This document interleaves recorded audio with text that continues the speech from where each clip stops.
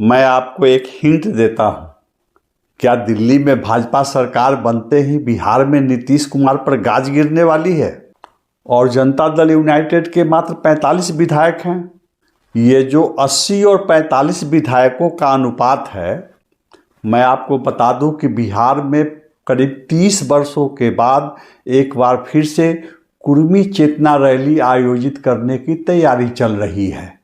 अचानक कुर्मी रैली की तैयारी क्यों की जा रही है? दरअसल कुर्मी रैली में मुख्यमंत्री नीतीश कुमार के बेटे निशांत कुमार को उनका राजनीतिक उत्तर, ताकि उपेंद्र कुशवाहा जैसे नेता, आरसीपी सिंह, श्रवण कुमार या पिछड़ी जाति का कोई अन्य नेता, तो राज्य में पिछड़ी जातियों, अति पिछड़ी जातियों का नेतृत्व नीतीश कुमार के परिवार में नीतीश कुमार के बाद उनके बेटे के कंधे पर डालने की रणनीति के तहत मित्रों, लंबे इंतजार के बाद मैं एक बार फिर आपके सामने हाजिर हूं। मुझे अचानक मुंबई जाना पड़ा था और अपनी सर्जरी करानी पड़ी। इस वजह से मैं आपके सामने कोई स्टोरी लेकर नहीं आ पा रहा था। आज मैं एक रोचक स्टोरी लेकर आया हूं। शुरुआत मैं 2022 के उत्तर प्रदेश विधानसभा चुनाव से करता हूं। आपको याद होगा कि 2022 के चुनाव में उत्तर प्रदेश में भाजपा को बहुमत मिल गई थी।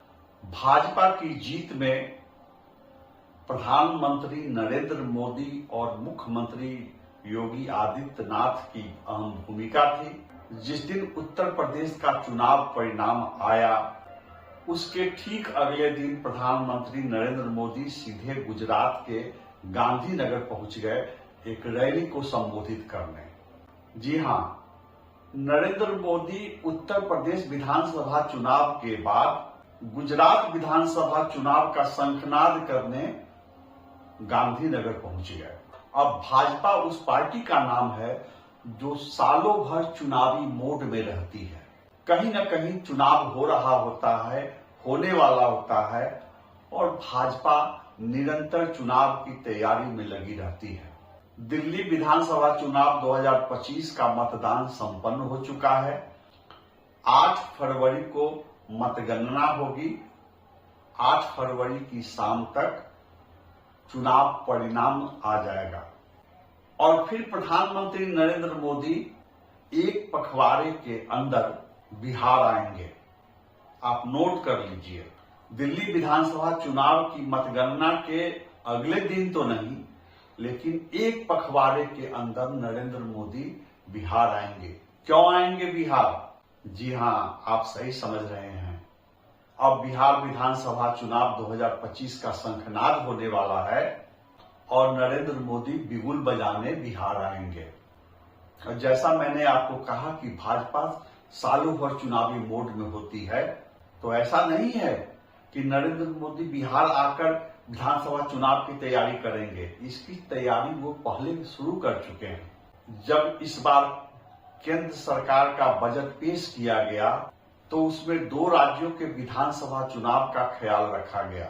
एक दिल्ली विधानसभा चुनाव और दूसरा बिहार विधानसभा चुनाव। आपको पता है कि नरेंद्र मोदी ने दिल्ली विधानसभा चुनाव को ध्यान में रखते हुए मध्यम वर्ग को राहत देने की रणनीति बनाई और बजट में 12 लाख रुपए वार्षिक आय वाले को टैक्स से राहत दी गई और इसका सीधा लाभ भाजपा को दिल्ली विधानसभा चुनाव में मिला था। केंद्रीय बजट में दूसरा फोकस, दिल्ली से भी ज्यादा फोकस बिहार पर था। विपक्षी पार्टियों ने तो इसकी आलोचना की कि यह केंद्र सरकार का बजट नहीं, यह बिहार सरकार का बजट है, यह बिहार का बजट है। तो संसद में वित्त मंत्री निर्मला सीतारमण ने जो बीज डाले, उसकी फसल काटने फरवरी में ही नरेंद्र मोदी बिहार आ रहे हैं। नमस्कार, मैं हूं विवेश त्रिवेदी और आप देखना शुरू कर चुके हैं जनता चौक लाइव। आगे बढ़ने से पहले कृपया मेरे चैनल जनता चौक लाइव को सब्सक्राइब कीजिए, इस वीडियो को लाइक कीजिए और मेरी मदद कुछ इस तरह से कीजिए कि इस वीडियो को अधिक से अधिक शेयर कीजिए अपने मित्रों के बीच, अपने जानने वालों के बीच, और मेरे साथ अंत तक बने रहिए। मैं आपके लिए एक विस्फोटक जानकारी लेकर आया हूं, रोचक और रोमांचक भी। मैं आपको एक हिंट देता हूं। क्या दिल्ली में भाजपा सरकार बनते ही बिहार में नीतीश कुमार पर गाज गिरने वाली है? दरअसल दिल्ली विधानसभा चुनाव की वजह से बिहार में सब कुछ ठहर गया था। सरकार के बहुत सारे काम ठहर गए थे। बिहार सरकार 1 दर्जन से अधिक आयोग के अध्यक्ष और सदस्यों की घोषणा करने वाली थी और फिर उसे अचानक स्थगित किया गया। सिर्फ इसलिए स्थगित किया गया कि भाजपा का फोकस दिल्ली विधानसभा चुनाव पर था।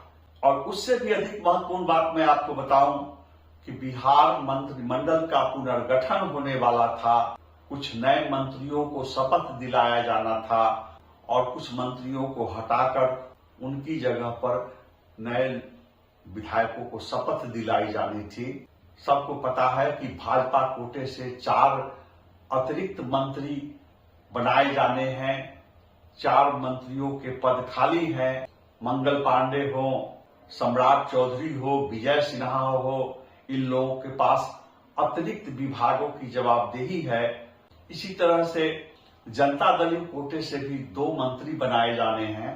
तो मंत्रिमंडल का विस्तार भी दिल्ली विधानसभा चुनाव की वजह से अटका हुआ रहा, स्थगित कर दिया गया था। बिहार भाजपा की संगठनात्मक गतिविधियां भी ठप पड़ी थी। तारीख की घोषणा के बावजूद भाजपा राज्य परिषद की बैठक स्थगित कर दी गई थी। तो अब अगला 1 महीना काफी महत्वपूर्ण होगा। मंत्रिमंडल का पुनर्गठन होगा, कुछ मंत्री हटाए जाएंगे, नए मंत्री शपथ ग्रहण करेंगे, 1 दर्जन से अधिक आयोग गठित किए जाएंगे। भाजपा की संगठनात्मक गतिविधियां तेज होने वाली है। लेकिन आज मैं सिर्फ इतनी जानकारी लेकर नहीं आया हूं, मैं आपको एक चौंकाने वाली जानकारी देने जा रहा हूं। आप अंत तक मेरे साथ बने रहें। भले ही राष्ट्रीय स्तर पर दिल्ली विधानसभा चुनाव का मामला छाया रहा, उस पर चर्चा होती रही, लेकिन बिहार में पिछले 2 महीने से कानों कान एक सवाल पूछा जा रहा है। एक बात की व्यापक चर्चा है कि नीतीश कुमार शासन चला रहे हैं या नहीं चला रहे हैं। नीतीश कुमार के बदले में कौन सा रिटायर्ड आईएएस अधिकारी शासन चला रहा है, कौन कौन मंत्री शासन चला रहे हैं। यह भी पूछा जा रहा है कि जब नीतीश कुमार की याददाश्त बार बार जवाब दे रही है, वे महात्मा गांधी की पुण्यतिथि पर आयोजित श्रद्धांजलि सभा में अचानक ताली बजाने लगते हैं, उनका बॉडी लैंग्वेज जवाब दे रहा है, तो आखिर उन्हें मुख्यमंत्री की कुर्सी पर बैठाए रखने की क्या मजबूरी है? जैसे ही दिल्ली विधानसभा का चुनाव परिणाम घोषित होगा, उसके बाद जो बातें, जो चर्चाएं बिहार में अंदर खाने व्याप्त थी, उस पर चर्चा तेज हो जाएगी। और उसमें सबसे बड़ी चर्चा हो रही है कि मुख्यमंत्री के स्वास्थ्य को, उनके मानसिक स्वास्थ्य को ध्यान में रखते हुए, उनके शारीरिक स्वास्थ्य को ध्यान में रखते हुए जल्द से जल्द मई जून में ही बिहार विधानसभा चुनाव करा लिया जाएगा। जी हां, कहा जा रहा है कि मुख्यमंत्री नीतीश कुमार के चेहरे को मुख्यमंत्री की कुर्सी पर मुखौटा की तरह रखा जाएगा और उनका चेहरा दिखाकर पिछड़ी जातियों का, खासकर अति पिछड़ी जातियों का वोट हासिल करेगी भाजपा।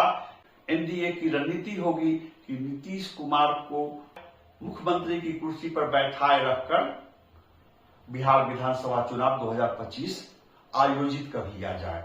डर इस बात का है कि नवंबर तक शायद नीतीश कुमार का स्वास्थ्य साथ नहीं दे या बहुत छीछा लेदर हो जाए, उनका बॉडी लैंग्वेज कुछ ऐसा हो जाए कि उससे एनडीए की बदनामी हो, जगहसाई हो, स्थिति हास्यास्पद हो जा सकती है।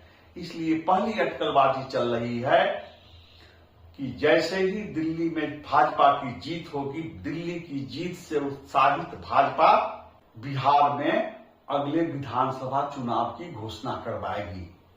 भाजपा अपनी ओर से घोषणा नहीं कर सकती है। ये घोषणा मुख्यमंत्री नीतीश कुमार की सिफारिश पर, मुख्यमंत्री नीतीश कुमार की अनुशंसा पर हो सकती है। मुख्यमंत्री नीतीश कुमार बिहार विधानसभा चुनाव आयोजित कराने की पहल कर सकते हैं। तो एक अटकलबाजी है कि मुख्यमंत्री की कुर्सी पर नीतीश कुमार को रखते हुए मई जून में बिहार विधानसभा का चुनाव करा लिया जाए। लेकिन मैं सिर्फ इतनी छोटी बात को लेकर खबर लेकर नहीं आया हूं।